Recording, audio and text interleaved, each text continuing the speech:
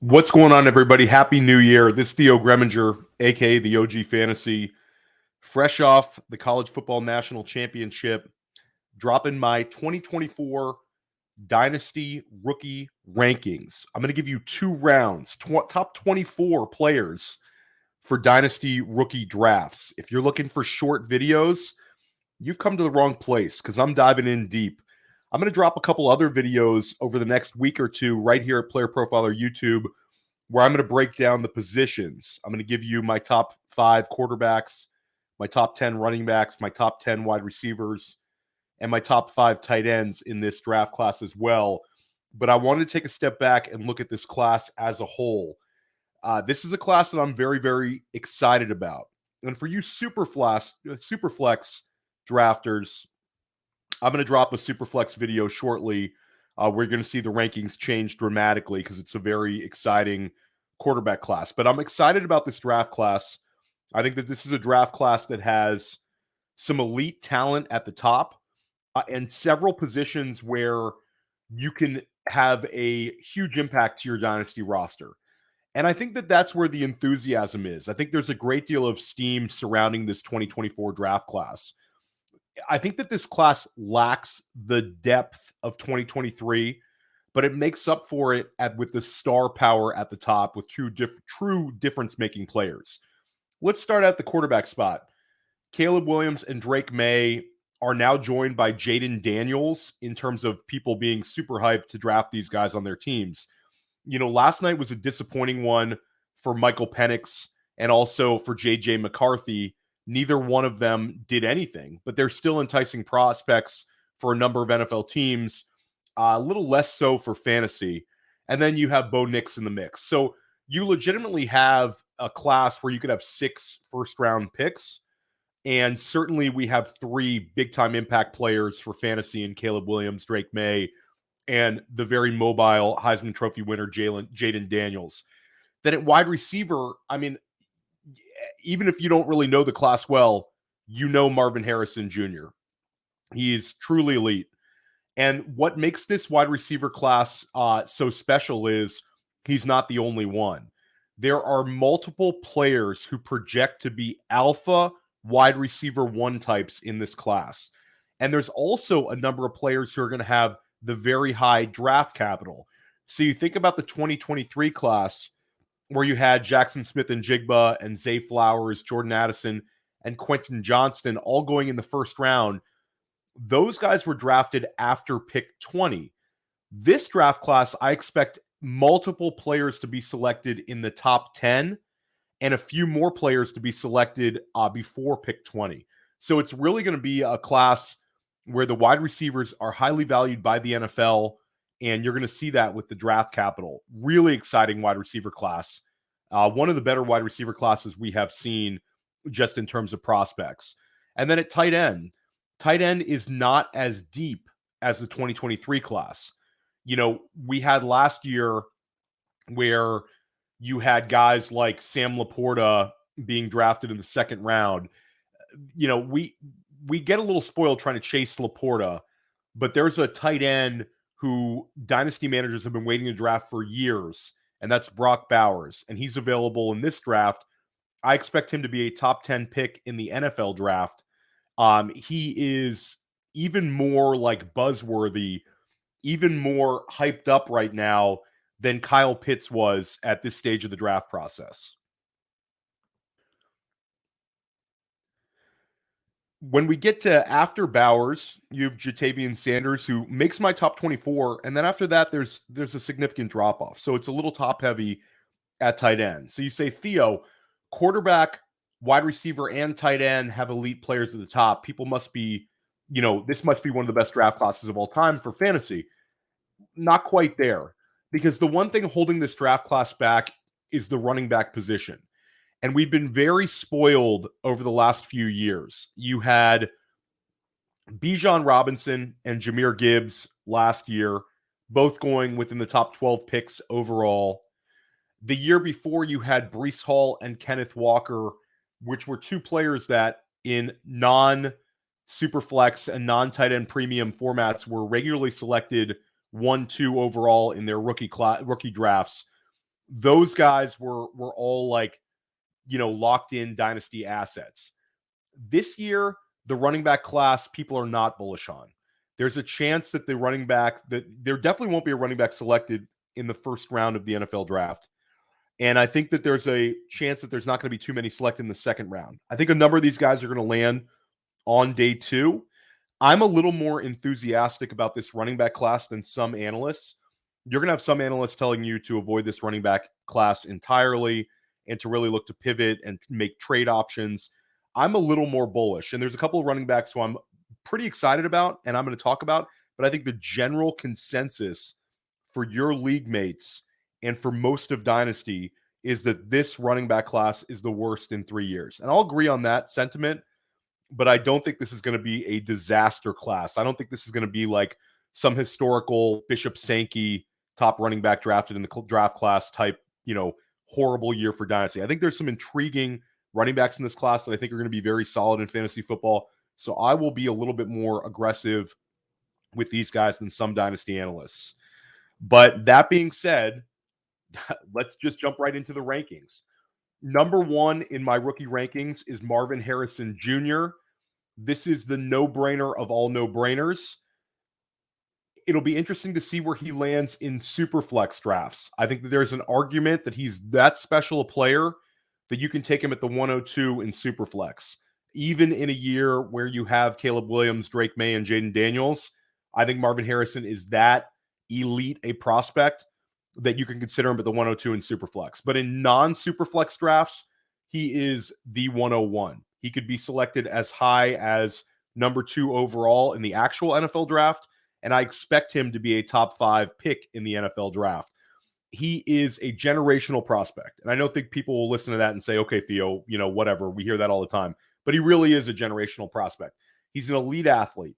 He has an incredible catch radius. He's highly productive, and he has elite pedigree. His father was, you guessed it, Marvin Harrison of the Indianapolis Colts, who was an absolute baller with Peyton Manning in Indianapolis.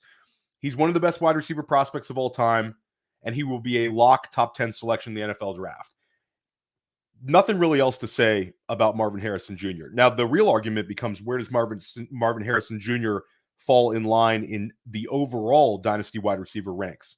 And for me, I'm going to have him right around wide receiver 5 immediately, right after the CeeDee Lamb, Jamar Chase, Justin Jefferson, Amon-Ra St. Brown group.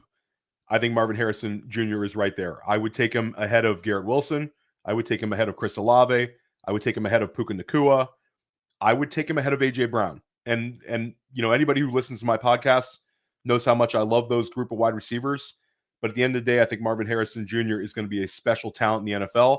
I also think he is heading, when we're talking about redraft, he's going to be a top 2. He's going to be a top 24 pick in redraft this year too. People are going to be head over heels for Marvin Harrison Jr. My number 2 overall player is also at the wide receiver position. And in almost every other year, he would be the number 1 pick in the rookie draft. And that's Malik Nabers. Malik Nabers is sort of in the tier of his own right now with Brock Bowers. These two guys are both highly insulated talents, big-time production in college, big-time athleticism. Malik Nabers is a tremendous consolation prize for fantasy managers. If you're holding the 102 or you're holding the 103 in a non-superflex league and you get some Malik Nabers, this is a guy who can change the scope of your dynasty roster very quickly.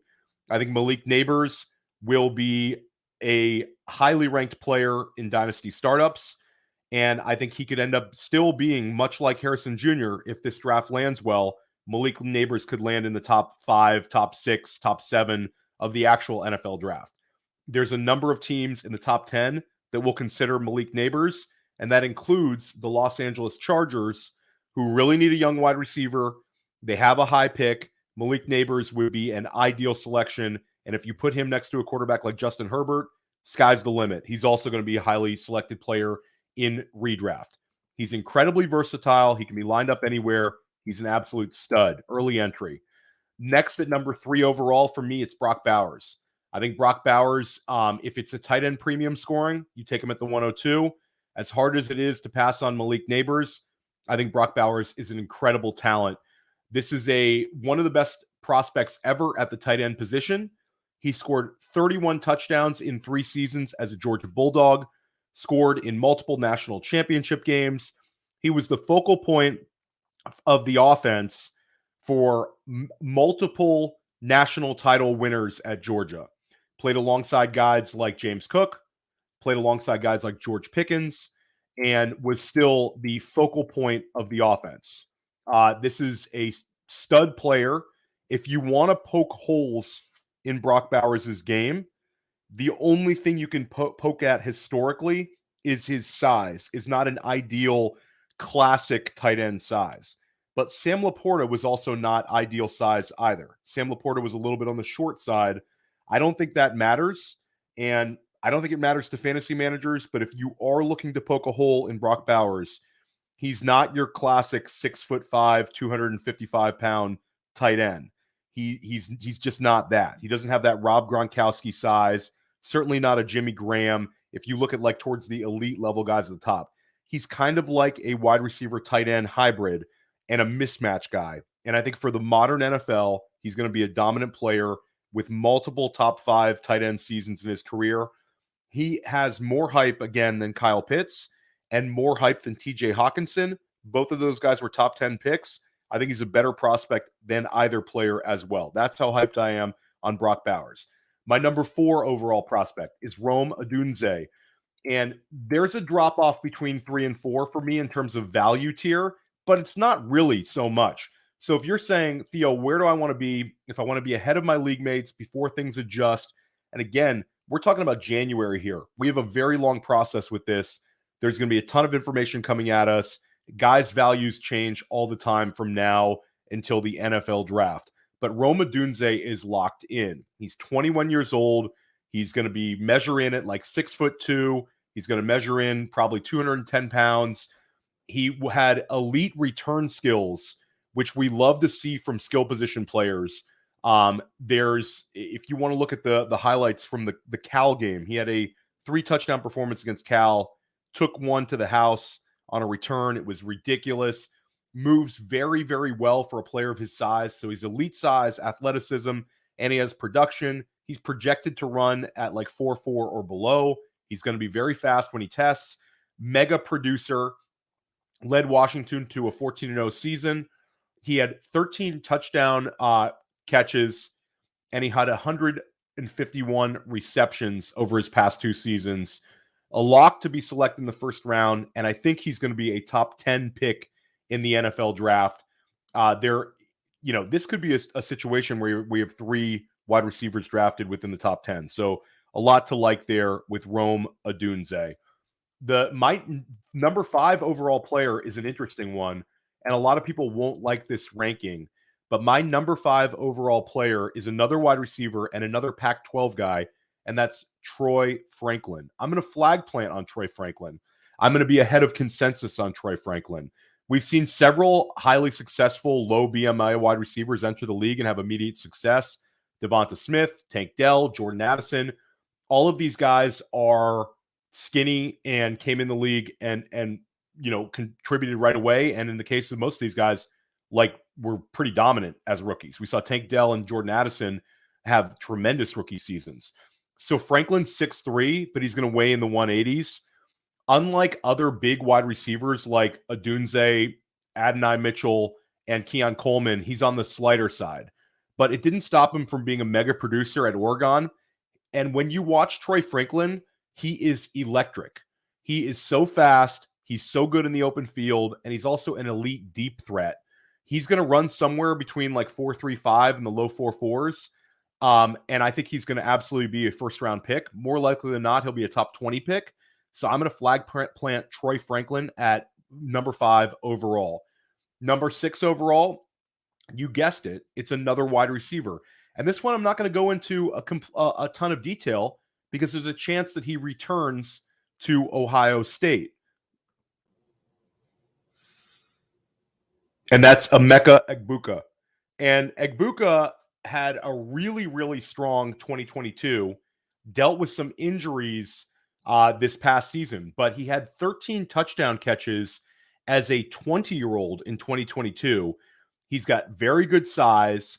and he's going to run in like the 4.3s and low 4.4s. So checks off a ton of boxes.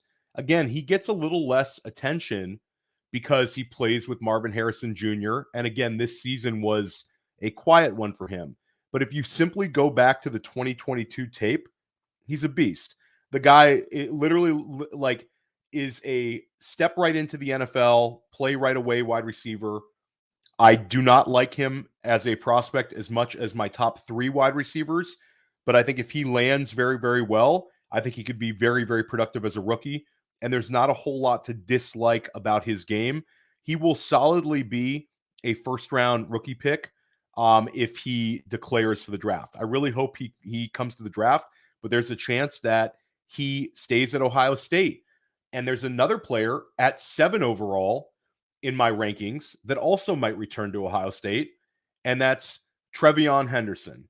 And he's my running back 1 overall in this class, but there's a chance that he returns to Ohio State on a huge NIL deal. And when it's all said and done, I'm going to say that he does come to the NFL. I know that there's a lot of back and forth on this, but at the end of the day, I think NFL teams will like him enough, and I think he'll end up being a second-round draft pick if he comes out with a floor of being drafted in the 3rd round. So he'll be a day 2 guy if he declares. And the thing we have to like about Henderson, there's not like a ton of buzz with him in terms of fantasy football right now, but I think he's a very exciting player, and I think he could be a very productive fantasy running back. He burst onto the scene as a freshman. He had one of the best running back seasons ever for a first-year Buckeye. He ran for over 2,500 yards and 32 touchdowns in his career, and he also has caught over 50 passes. He projects as a well-rounded two-way player, a guy who can catch the ball and provide yardage as a runner. He's the best Buckeyes running back prospect since J.K. Dobbins, and Dobbins was a second-round pick in the 2020 NFL Draft. So I expect Henderson to be a day 2 pick, and if he lands well, I think he could be drafted higher than like the 107. I think he's the kind of player where the enthusiasm for him will go up if he lands well. And I think at the end of the day, he's a good enough player that no matter where he lands, as long as he's a day 2 pick, he's going to be a first-round rookie pick. So, we really hope you come to the league. Shout out from Player Profiler. We could use you in this draft class. And then let's stay at the running back position with my number 8 overall player, and that's Braelon Allen from Wisconsin. And much like Troy Franklin, I'm going to flag plant Allen. I think Allen is a beast. He's a physical runner with elite production, and he is 6'2" and 245 pounds, and he's only 19 years old. He has shined at Wisconsin, and Wisconsin has been kind of running back you over the years. You have Jonathan Taylor. You have James White. You have Melvin Gordon. You have multiple players who have come out of Wisconsin and had NFL success. And I think Braelon Allen is the next one. He will be a 20-year-old rookie in the NFL next year. So he's going to be young, but he has the size and the physicality to come in and play right away. And there's some people who really don't like his game. And I know in today's NFL, we see all these players who are sub 190, sub 200. We saw so many guys this year that were successful like that. Kyron Williams, James Cook, Jahmyr Gibbs, Devon Achane. The list goes on. Multiple players who are these smaller backs who are dynamic and were absolutely incredible in points per game in fantasy. But at the end of the day, these big running backs who can handle a workload, dominate in the goal line, dominate on the short yardage, these kind of guys will always have a role in the NFL. I'm not going to throw out the word Derrick Henry, but, Braelon Allen, I'm not saying he's a Derrick Henry, but in terms of a role that NFL teams could look at him with, he could be a 20 carry a game guy for an NFL team. I think that Braelon Allen also is going to have higher draft capital than some are projecting right now. I don't think you declare for the NFL at 19 years old without a promise and an indication that you're going to be a day 2 pick. I think he's going to be a day 2 pick. And again, as in 3 seasons as a Badger, Allen has ran for 3,500 yards and 35 touchdowns. this is a team. This is a player who some team on day 2 or day 3 is going to say, you know what, that's a perfect guy for my running back by committee, and I'm going to work him in with a smaller back who can catch the ball a little bit, and we got something there. If Braelon Allen lands in a place like Baltimore or a place like Dallas, he is going to shoot up the draft boards. He would actually be a perfect Baltimore Raven, filling in for the Gus Edwards role. He would have double-digit touchdowns as a rookie. So we will keep him at 8 overall. Then I'm completely back to the wide receivers here. Back-to-back wide receivers at 9 and 10. 9 overall, Keon Coleman, a wide receiver from Florida State. Saw his stock rise this year, transferred from Michigan State, dominated LSU right out the gate in Florida State's opening game. He had 3 touchdown catches against LSU. It opened up a lot of people's eyes to Keon Coleman being like this alpha outside wide receiver. He is going to be a first-round pick in the NFL draft, no doubt about it. He has size. He had 11 touchdown catches this season, and he's an athletic enough player that Tom Izzo, Michigan State's basketball coach, discussed him playing for the Spartans, playing basketball at Michigan State and football. That never happened, but he was a good enough basketball player that he could have been on the team and potentially played for Michigan State. There are some tape grinders that worry about Coleman's ability to separate as a professional, but I'm not too worried about it. I think that he's going to have the draft capital. He's going to have the immediate role. He is a true outside threat wide receiver, and I expect him to test very, very well. So Keon Coleman at the 9. And then my number 10 is Adonai Mitchell. And Adonai Mitchell transferred to Texas from Georgia. He scored touchdowns in 3 straight national championship and 3 straight college football playoffs. Incredible for him to do that. He has a T. Higgins-like profile in terms of size and athleticism. Mitchell caught 29 passes on a loaded Georgia team when he was a true freshman. And then this season, he transfers to Texas, and he has 10 touchdown catches in his first and only season as a Texas Longhorn. He should run in the low 4.5 range, and he has a chance to hear his name called on round 1. And when you start looking at the teams picking from like 20 and on in the NFL draft, there's a number of landing spots that would truly elevate Mitchell. So Adonai Mitchell makes my top 10. Now, number 11, this is going to be another guy that's a flag plant for me. And this is one guy that some people who analyze draft prospects are poking holes at. But my number 11 overall is Blake Corrum. Corrum was a mega producer for an undefeated Michigan team. He nearly declared for the NFL draft last season, but he returned to Michigan and was a major part of their dream season. If you watched the national championship game last night, Blake Corrum had a hell of a game, and he scored 2 touchdowns. If you squint hard enough, you see a little bit of Kenneth Walker to his game. He's a short, compact size that should hold up well in the NFL. I likened him, in a sense, to Ray Rice. Not off-field Ray Rice, but on-field Ray Rice. Ray Rice at Rutgers was similar to Corrum, a big-time producer who could also catch the ball out of the backfield. I've seen the comparison out there to Doug Martin. So there are some people who really like Corrum.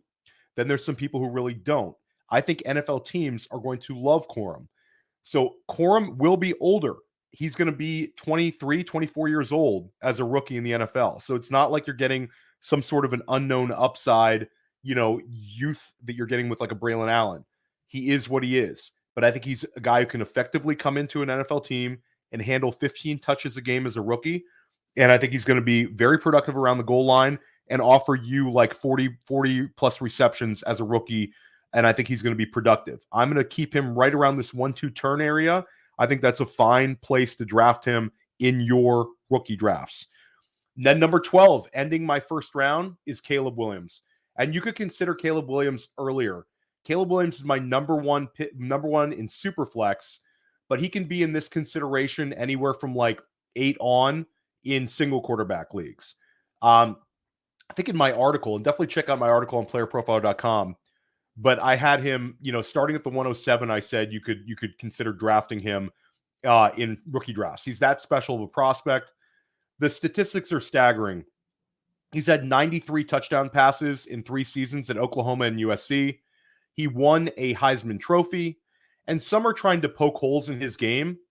But make no mistake about it. If Caleb Williams was draft eligible last year in the 2023 class, he would have been selected ahead of CJ Stroud, ahead of Bryce Young, and ahead of Anthony Richardson. He's that good of a prospect. So Caleb Williams is my number 12 overall. Don't overthink it. If he, again, the guy is a special talent. Don't overthink this one. He's a long-term starter for your dynasty team, and a difference maker potentially at the quarterback. So to recap the top 12 so far, Marvin Harrison Jr. at the top at my 101. Malik Nabers, 2. Brock Bowers, 3. Rome Odunze, 4. I flag planted Troy Franklin at 5 overall. Emeka Egbuka at 6 overall. Tavion Henderson at 7. Braelon Allen at 8. Keon Coleman at 9. Adonai Mitchell at 10. Blake Corrum at 11. Caleb Williams at 12. So if you're keeping track, that was my first round. So let's start out here at 13 overall. And at 13 overall, I'm going back to the wide receiver Xavier Worthy. Xavier Worthy has elite speed, and he'll finish his Longhorns career at Texas with 26 touchdown catches. This is the third most touchdown catches in Texas history. He should also hear his name called in round 1 of the NFL draft. And it's not because his production was so insane, but it's because Xavier Worthy, I believe, is going to be one of the fastest wide receivers in this draft class. So he's shown he can produce at the highest level of college football, and he also has truly elite speed. How fast he'll run, I don't know, but I know it's going to be fast. Xavier Worthy at 13 overall for me. Now, the next player I could have had higher because this is an alpha size outside wide receiver, and I think his NFL draft capital could actually force me to have him drafted higher. But Malik Nabers is not the only LSU wide receiver that's exciting in this draft class because you have Brian Thomas. Thomas had one of the quieter 15 touchdown catch seasons ever. Part of an explosive LSU offense, but he definitely took a backseat to Malik Nabers. But big wide receivers with this sort of SEC production and profile, these guys usually do well at the next level. I think 14 might be a little bit low for Brian Thomas, but he's right there at 14. So 14 is Brian Thomas, wide receiver from LSU. Then at 15 overall is my tight end 2, and that's Jatavion Sanders of Texas. Sanders is like under the radar right now because of Brock Bowers, but Sanders is a tremendous prospect and an exciting long-term answer for fantasy managers in need of a tight end. Sanders has outstanding size-speed combination.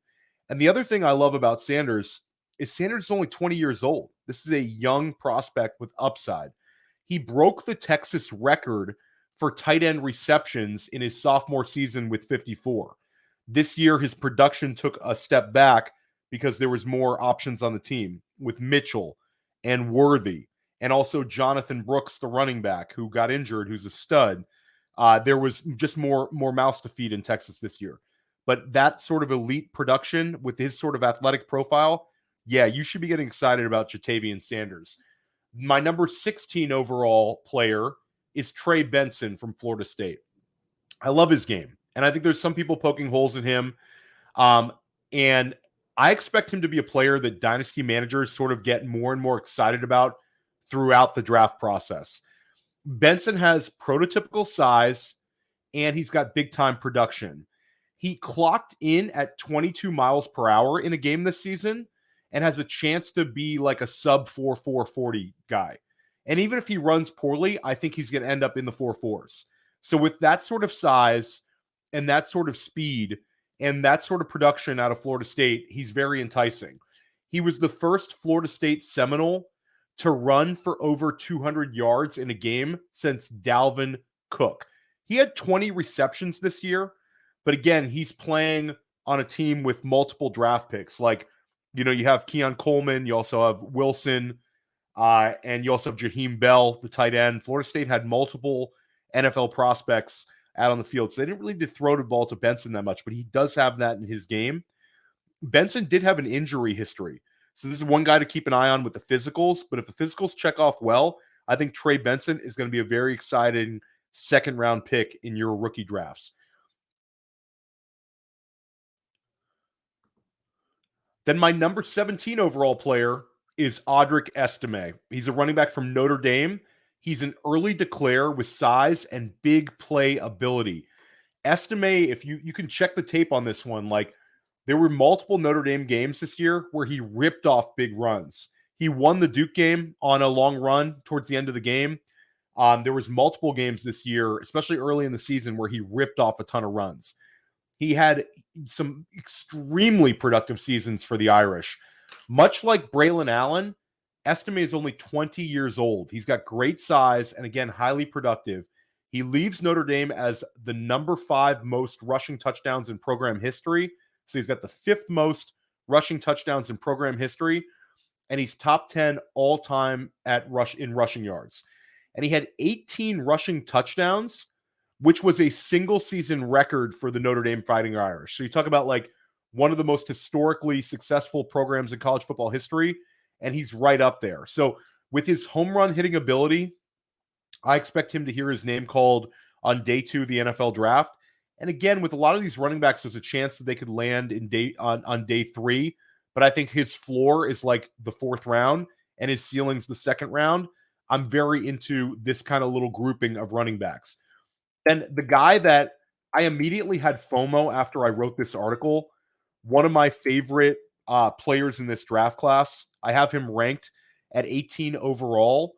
And I kind of wish I would have pushed him up a little higher, maybe in volume 2 of this article series and video series. I'll move him up just because the more and more I watch his film, the more and more I get excited about him. And that's Bucky Irving of Oregon.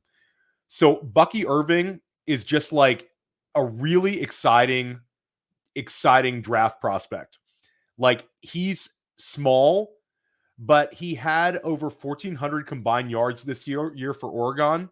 He had 84 catches over his past 2 seasons, and he had over 50 receptions this season, which is a huge number for a college running back. Even if you want to say that Oregon, schemes him open, it doesn't matter.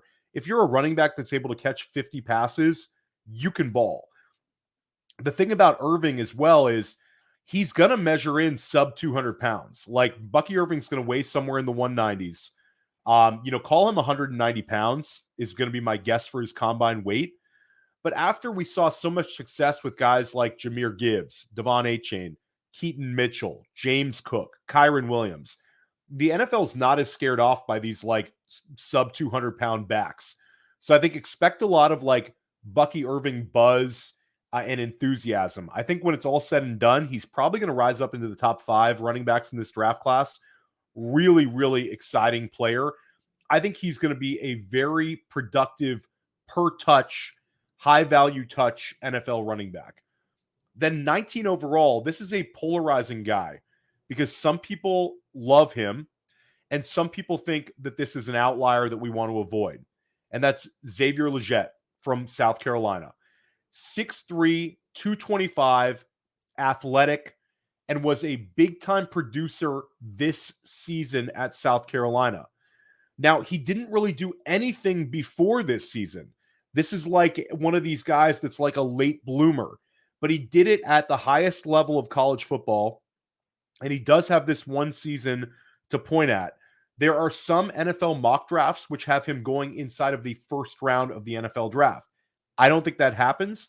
I think that he lands on day 2, but with his size, his speed, and his athleticism, this, despite the fact that he's a older player, he'll be 23 years old at the time of the NFL draft, I still think he'll end up being a day 2 selection, probably a 2nd round pick in the NFL draft, and also a 2nd round pick in rookie drafts, possibly a 3rd round NFL selection. But Xavier Legette, this is a guy where if you watch me on Futurecast, Matty Kiwoom and Cody Carpenter, when we did mock drafts together, they really, really like him. You could see him end up being drafted in the same range as like Jonathan Mingo last year in like that early 2nd round in the NFL. But again, he's got the size, he's got the speed, he's got the athleticism, he's got the SEC pedigree. He's just old, and he did not have an early breakout. So there's a couple of red flags, but he's still an interesting prospect in this range of the draft. Now, number 19 overall, Jayden Daniels. And you're going to say, Theo, what about Drake Maye? So for Superflex, Drake Maye will be my 102. But for single quarterback leagues, I want to lean into the upside of Jayden Daniels. And really, this ranking could be too low. His fantasy potential is incredible because he has exceptional rushing ability. He had over 2,000 rushing yards and 21 rushing touchdowns over his past 2 seasons. And this past season, he passed for 40 touchdowns. He will run a blazing 40-yard dash, somewhere in the 4.4s, which is incredible for a quarterback. And he has a chance to put up QB1 numbers as soon as he's a starter in the NFL. So, like, him and Caleb Williams both are going to put up big-time numbers potentially as rookies. We saw it this year with C.J. Stroud and Anthony Richardson when he was on the field. We could see it again this year with Jayden Daniels and also Caleb Williams. And I'm going to stay right at the quarterback position for 20 overall. 20 overall is Drake Maye. There are 3 quarterbacks being selected in the first 2 rounds of non-Superflex rookie drafts. That can be rare. Again, quarterback in single QB leagues is devalued because you can usually pick one up and you don't have to start 2 like in Superflex. But Drake Maye belongs in this second round discussion as well. 20 overall seems about right for him. He lacks the mobility of Daniels, but Drake Maye is still really athletic, and he has the ability to maneuver in the pocket and be an opportunistic scrambler in the NFL. He's going to run somewhere in like the 4.7s, and he checks off so many boxes to be a sure thing as a productive NFL signal caller. He's got a cannon for an arm, and he's also accurate. I like Drake Maye a lot. I think he's going to be a long-time successful NFL player. What his ceiling is in single QB leagues remains to be seen, but he belongs right here in this range. Number 21 overall, this is a player that I love, and it's Jacob Cowing. You talk about a small wide receiver who can be an immediate contributor out of the slot, and that's Cowing. This year, Cowing could be the guy that blows up at the Senior Bowl. He had 152 receiving yards and 2 touchdown grabs in Arizona's bowl game against Oklahoma. And this guy is small, but super productive. Jacob Cowing is a really exciting wide receiver prospect and probably the player that, again, I am most excited to see how he does in Mobile at the Senior Bowl. I think he could be a guy that a lot of people are talking about like a month from now. Then we got to keep it at the wide receiver spot, 22 overall. This might be low. Ladd McConkey from Georgia. McConkey will be a day 2 or higher selection in the NFL draft. There's a lot of people who think he'll be a first-round pick in the NFL draft. If so, I'm probably a little low on him here. He's an elite route runner. He broke in as a true freshman for a loaded Georgia team. And again, with the way he's being mocked, I might be a little bit low here at 22. He's got the pedigree from Georgia and potentially the NFL draft capital. Now, apparently, McConkey might return to Georgia. So this is a guy where he might be coming back and being a Georgia Bulldog next year. So this might be moot. But right now, I have him 22 overall in my rankings. 23 overall, these last 2, I wrote the article before a few things changed. And we'll go over a couple guys who I think will immediately rise into my top 24 when I write a new article. But Ja'Lynn Polk for Washington. Polk has great size, very good hands, quiet game last night in the national championship against Michigan. But Ja'Lynn Polk had a very good game against Texas. There's a little bit of question marks about his speed, but he can immediately step into an NFL team and be like a wide receiver 3. And he projects to be a wide receiver 2 at the next level. So unlike some of the wide receivers I talked about earlier, like Polk will never be a wide receiver 1 for an NFL team. Definitely gets pushed down to this range in the draft. And then 24 overall, Marshawn Lloyd for USC. And Marshawn Lloyd is a running back for USC. He spent only 1 season for the Trojans, but he was highly productive. He has a physical running style, and he also has low tread on the tires. A little bit of a dark horse candidate here to be in terms of the NFL draft because he has less than 300 career rushing attempts. He's got that compact frame, And he also averaged nearly 18 yards per reception this past season at USC. So Marshawn Lloyd's an interesting one, but Marshawn Lloyd and Polk probably would not have been in my top 24 had I known that Jonathan Brooks was going to be declaring. So the story with Jonathan Brooks is a running back for Texas. He is explosive. He was incredibly productive, and he was heading towards being the RB1 in this class. And then he had a season-ending torn ACL. But even with the ACL tear, guys are recovering better with these sort of injuries. And Jonathan Brooks, he's a beast. Jonathan Brooks, you could also say that if you're talking about a 9-month recovery time for Jonathan Brooks, then Jonathan Brooks could be, available at the end of training camp. So this might not be a lost season for him as a rookie. But even if he doesn't recover completely and you have to miss some games to start the season, he's still an enticing enough player that some NFL team is going to say, okay, I'm going to take Jonathan Brooks at a discount. So Jonathan Brooks definitely would have been in my top 24. Another player who probably would have been in my top 24 is Will Shipley. Will Shipley, at the time I wrote the article, he was kind of on the fence whether he was coming back to Clemson or not. But Will Shipley is a running back who I think is a guy who has no buzz right now, but I think he can be a productive back. He's a kind of back that I think could slot in on third down work and also be like a change of pace back immediately as a rookie. He's highly elusive in the screen game, and he could put up solid reception numbers. And the thing about Shipley is he broke out as a true freshman at Clemson, and for his career, he had 31 rushing touchdowns, and he had almost 2,800 rushing yards. So Shipley's pretty good.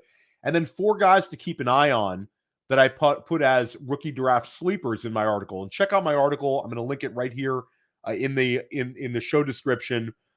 Johnny Wilson, Florida State, just because he's going to be such an interesting outlier. He's 6'7" and fast. This is the kind of guy where more likely than not, he's going to be just a role player in the NFL and not a guy that's an impactful player for us in fantasy. But if he lands correctly and some offensive coordinator says, I'm going to make this kid a thing, just because of his size and speed, we want to keep an eye on him. Jermaine Burton, who was very quiet in the playoff loss to Michigan. Jermaine Burton from Alabama, this is an interesting one because he's very fast. And we don't know how highly he'll be selected in the NFL draft, but he was clocked in at 4.43 at a Nike event in the 40 when he was a high school senior. So we know Burton is blazing fast. We just don't know if NFL teams are going to view him more as a role player or a guy that maybe they have higher consideration for. The production never kind of matched up with, the athleticism with him, but he's one to keep an eye on. And then we want to keep an eye on Dylan Lobb. Dylan Lobb is from New Hampshire. He was a mega producer at the FCS level. He led the nation in all-purpose yardage as a junior, and he caught 68 passes last year as a senior. He's also going to be in Mobile at the Senior Bowl, and if he has a really big week, expect him to hear his name often. So anyway, that wraps it up. This was a long one. Again, I'm going to drop a number of these videos on this 2024 class. If you want to learn more about this class, tune into my podcast, Futurecast, as well as Dynasty Life, and we're going to be diving into it on the Sonic Truth Dynasty podcast. I am Theo Gremminger. You can find all of my work at Player Profiler, all of my written work, as well as all of my videos here on Player Profiler YouTube, and all of my podcasts anywhere you get your podcast. I'm also on Press Coverage and First Class Fantasy. I'm everywhere over here at Player Profiler. We're going to get you all sorted out for this rookie class. We're fired up about it at Player Profiler, and you should be too. Have a great start to your offseason and enjoy the NFL playoffs.